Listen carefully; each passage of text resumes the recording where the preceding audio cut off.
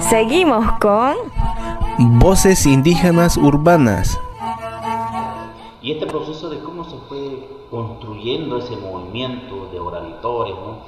De la oralitura misma a nivel de América, la América indígena, ¿no? El encuentro que tuvieron con mayas, con zapotecos, con chihuará, con mapuche y de otros pueblos, ¿no? Y de países acá en América Latina después del 95. Ahora, es una conceptualización que mencionabas que se está trabajando, ¿no? Es algo que lo vamos a hacer, es necesario estarse, ¿no? Pero más allá de eso, ¿cuáles son los temas que tocan?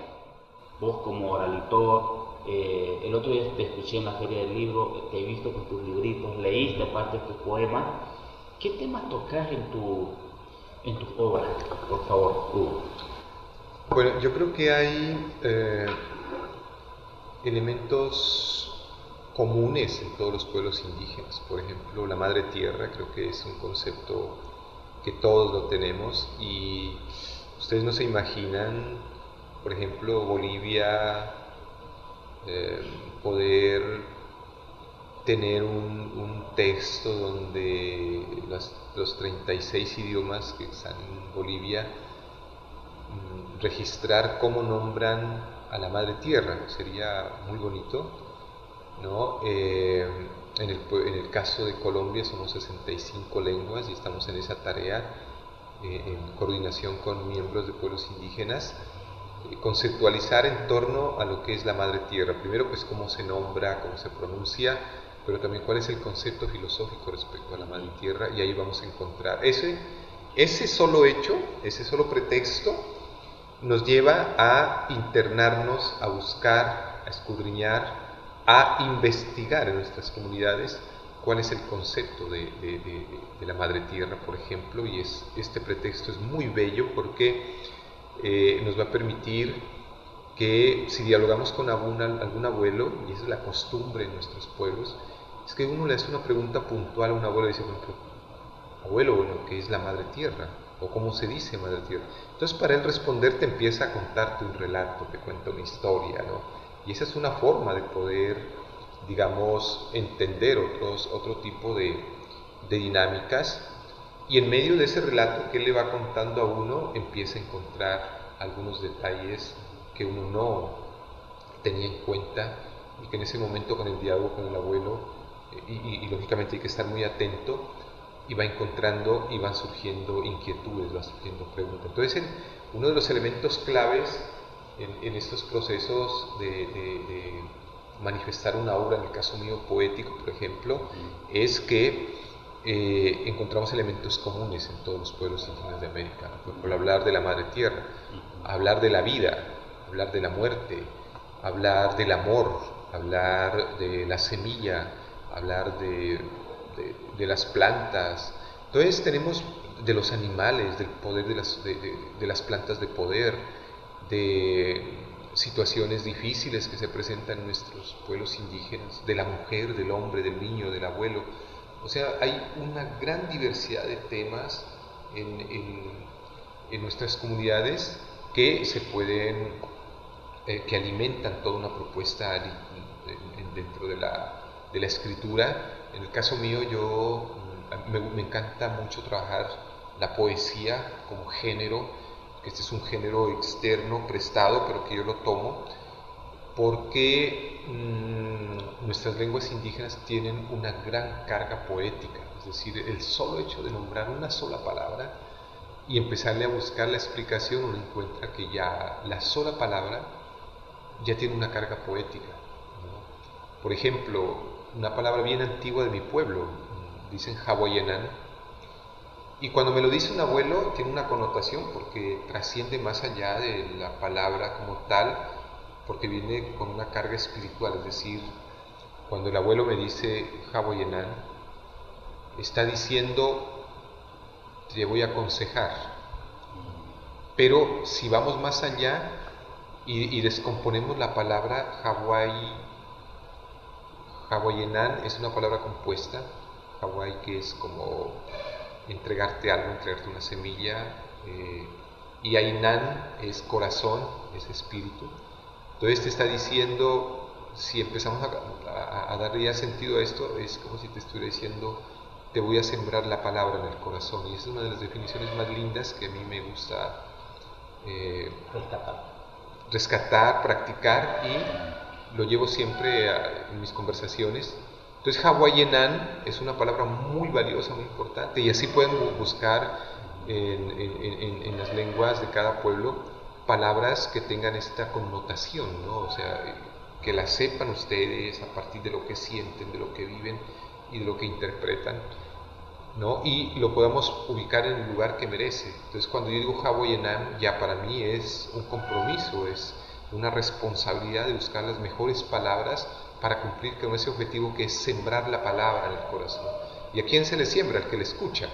Entonces, mira que nuestras lenguas, cada palabra que hace parte de nuestro idioma, si nosotros empezamos a trabajarlas, a mirar cuál es su raíz, cuáles son palabras compuestas, toda esa parte semántica, toda esa estructura filosófica que tienen nuestras lenguas, vamos encontrando que nuestros idiomas tienen una carga simbólica y una carga poética muy, muy importante.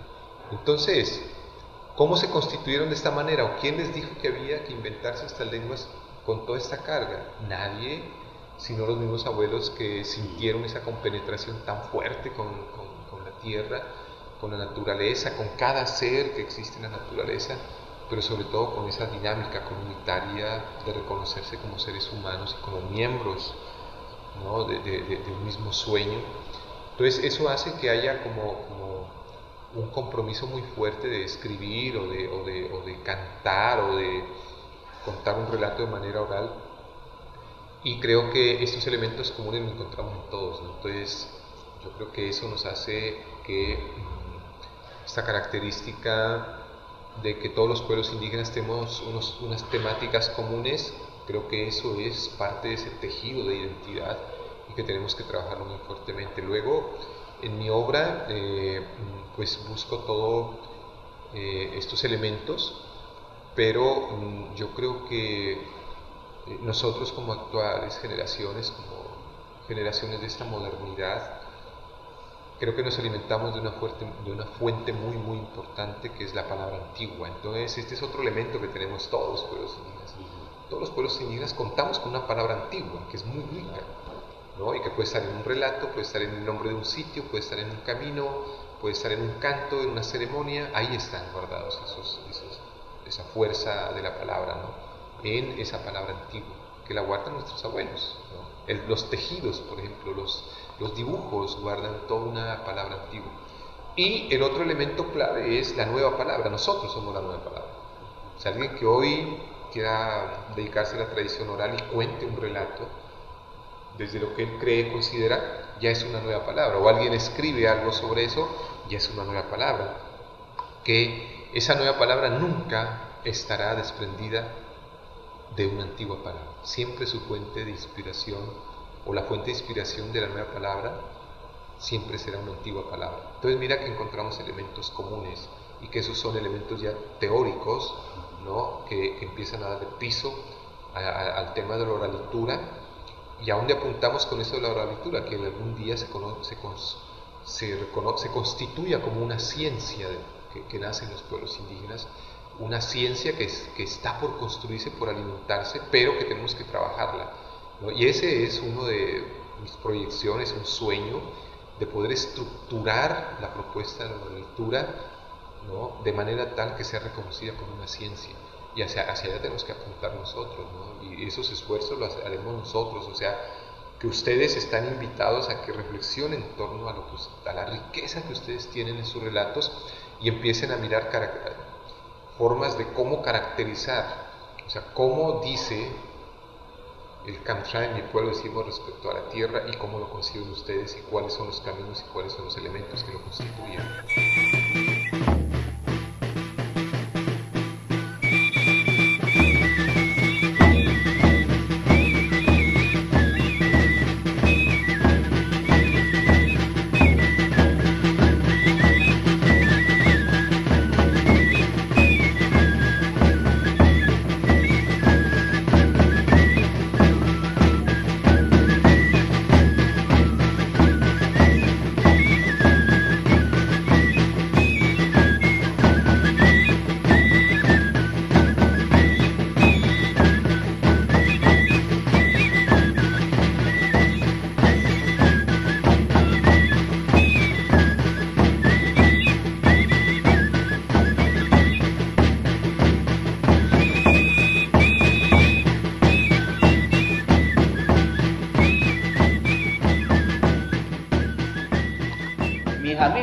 días, bienvenidos y bienvenidas a Voces Indígenas Urbanas. Estábamos escuchando la musiquita, muy buena por cierto. Querido Hugo, la oralitura estabas mencionando anteriormente de que se está trabajando para que sea reconocida como una ciencia, hay que estructurarle.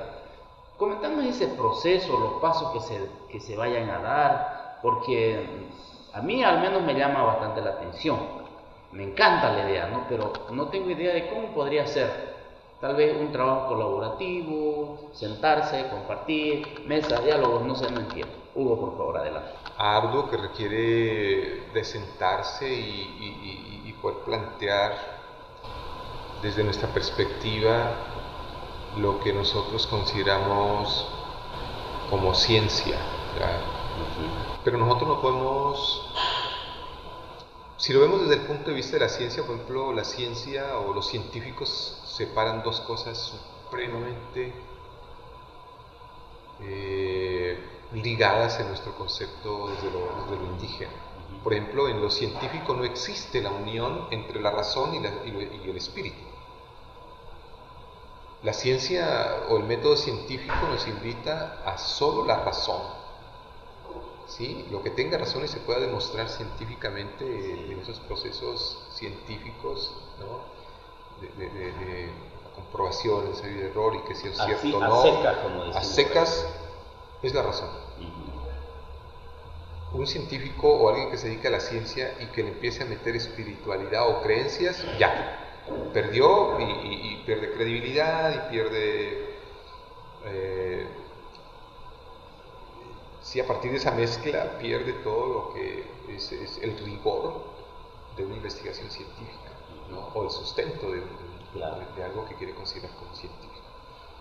Y eso es algo que nosotros no podemos permitir. Si para nosotros existen las dos cosas juntas, hay una razón y hay un espíritu. Y eso es lo que nos sostiene a nosotros. Entonces, ¿cómo podemos nosotros renunciar a algo que es parte esencial de nuestra existencia, que es todo ese concepto espiritual? Y no deberíamos entrar en esas discusiones con Occidente, porque finalmente son sociedades mayoritarias, impositivas, dominantes, y creo que tendríamos una discusión que de entrada sería una pérdida, ¿no? Entonces, ¿qué es lo que hay que plantear? Lo que hay que plantear es que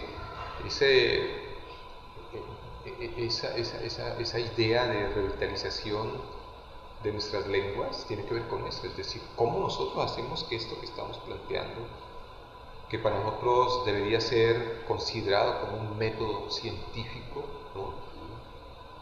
Nadie más puede reconocerlo sino nosotros mismos en nuestras comunidades. ¿Y cómo se puede reconocer? Es que justamente eso que hace parte de nuestra vida nos permita vivir mejor. Ya volvemos con Voces Indígenas Urbanas.